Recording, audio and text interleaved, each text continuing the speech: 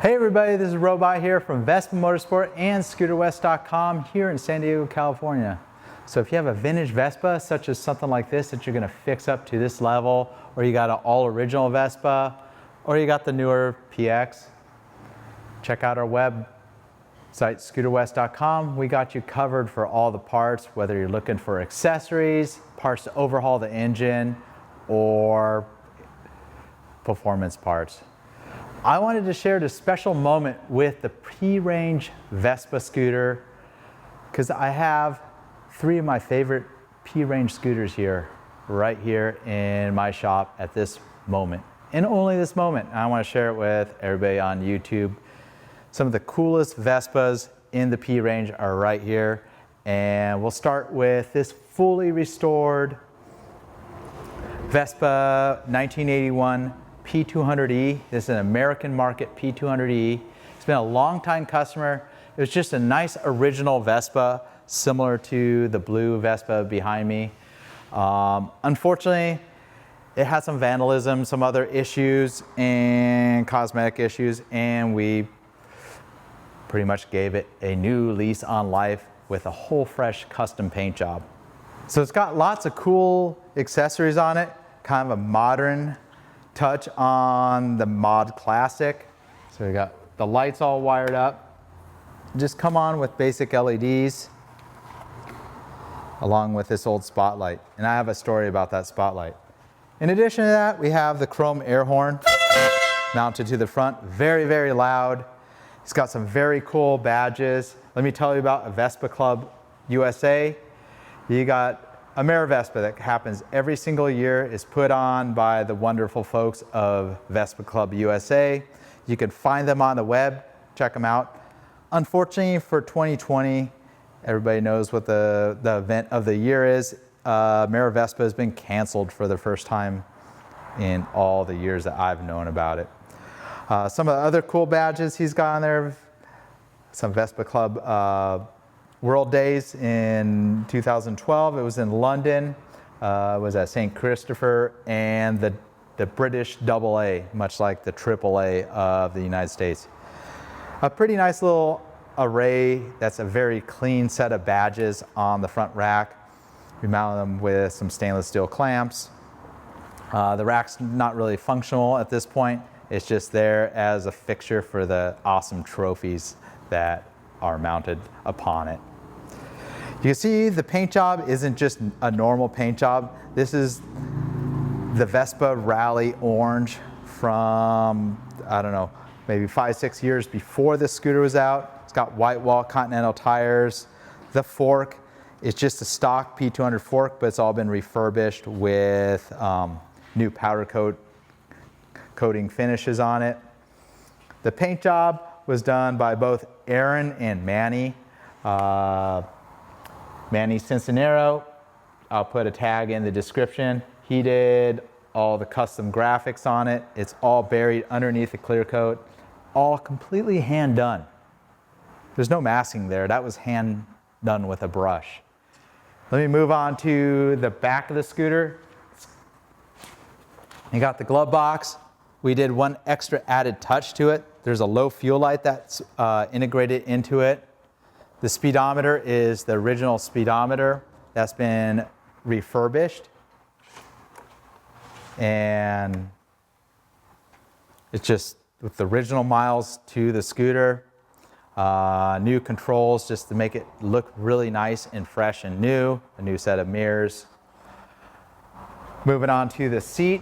This beautiful seat cover was made by the folks at Cheeky Seats. You could search for them on the web. There's also a matching backrest and spare tire cover in the same vinyl material. I have the diamond pleat along with this leather bag. It's got the barbecue rack that can be bought brand new. It's a reproduction of the original barbecue rack that was sold in the 70s. The cowl also has some of the bands and brands from the 80s. You know, back when scooter boys were scooter boys. And these were all hand painted onto the cowls and then put underneath the clear coat. completely hand painted. Those aren't stencils, those aren't anything. That's an artist that looked at the logos and just took his brush and painted those in. Man, he's a very talented individual. The motor wise, it's pretty much just a stock P200, nice and reliable, but a fully restored example of a P200E from 1981. All completed by the lead technician here at Vespa Motorsport, Scott, goes by Rat Vespa on Instagram. But we're happy to get this back to the customer. Has one more added touch. We have a backrest pad that's going to match the seat that we'll be able to get pretty soon. So here we have a nearly all original 1979 Vespa. I did a multi-part series featuring this scooter and what I did to refurbish this scooter. Well, now it's April 2020. It's in the hands of an owner that will cherish this thing for years, happily. I love the bike. I was thinking, oh, I really want it in my own collection. Well, the problem is I already have a garage full of vintage Vespas. And I'm kind of into the really old ones, but I love this scooter. This is probably my favorite original P.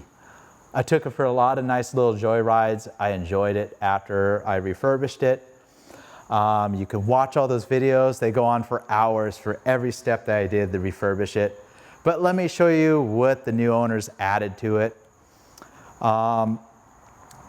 The cowls and the handlebar covers, they had some shelf rash just from the age.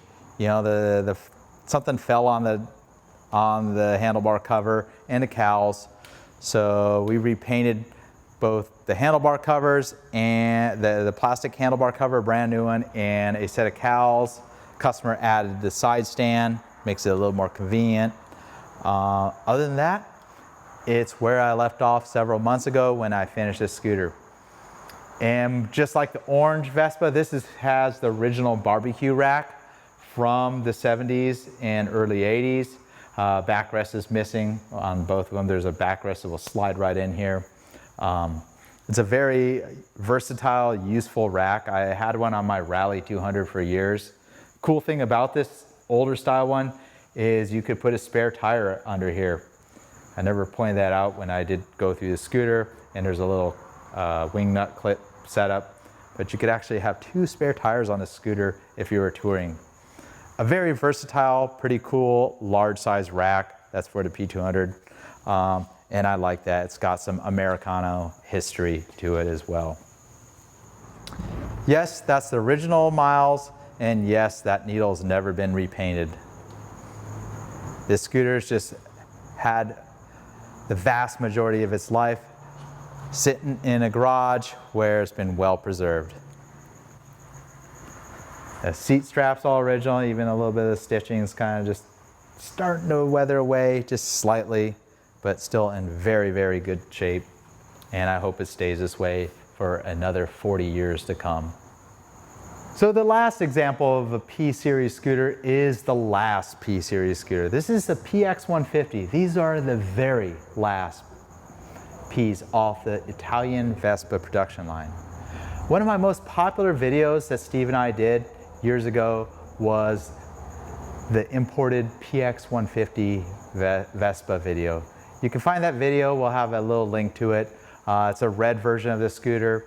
There were several of these imported gray market or black market. They were never sold officially in the North American market. Only 1 year they brought the PX back. It was in 2005. And those are pretty rare to be found. And now that they're 15 years old, they may need some service to bring them up to a safe, rideable condition. But this belongs to my technician, Travis. Not really a street-going Vespa. It's a project in work. He's got the cool original Vespa fly screen on there. See, it's Travis's project.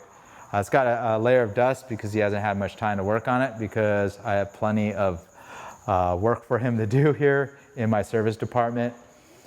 But what has he done to it above and beyond what you saw in that video for the red PX? He's completely overhauled the motor. It's not a 200, but it's got a Penasco Touring 177 kit. It's got the large Penasco airbox with a larger carburetor in there, a variable advanced timing system. I don't remember what he did for the gearing. It's got a much better clutch.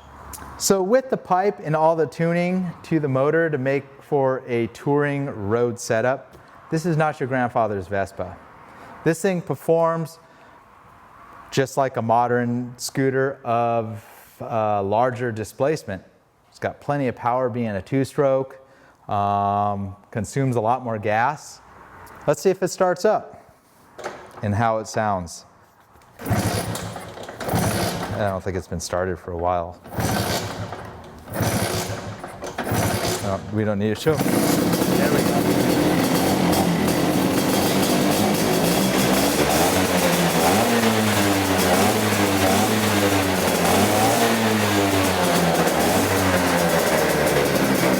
So definitely a lot more noise.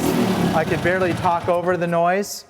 Much noisier than a stock Vespa, but I'll tell you, it's rather fun to ride and do wheelies on. So there you have it. If you ask Robot what his favorite 3 P-Series scooters as of April 2020, they're right here. And I just shared them with you. I do have a PX 150, just like Travis's, completely bone stock. And I've had many, many P200s over the years. I've even toured on a P125 back in the day. So I'm very familiar with this scooter. I wouldn't call it my favorite scooter. I like the much older scooters and I like the new ones, but these things are great.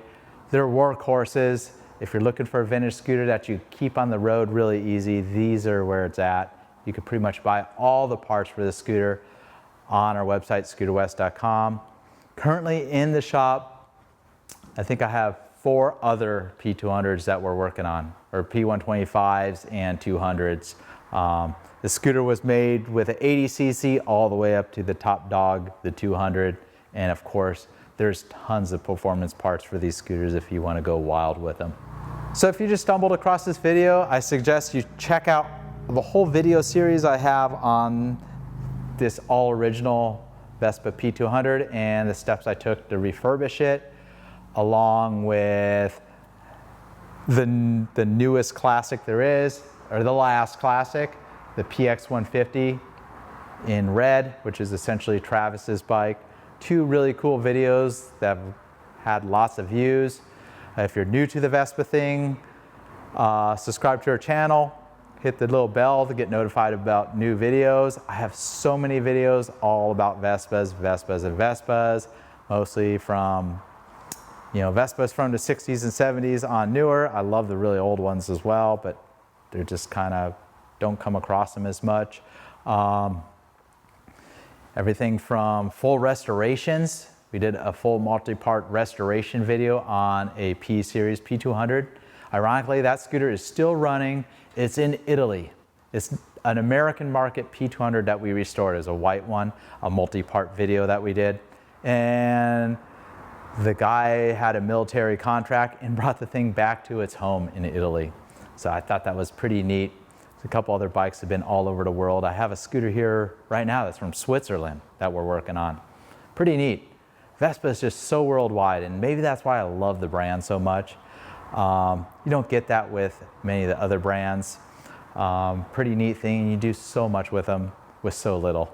That's kind of what I think about them. You just, you don't need to have a big touring bike to do wonderful, wild things. Enough of my ranting. Check out my other videos. Robot here from Vespa Motorsport and Scooter West. Stay safe, keep on riding. Until next time.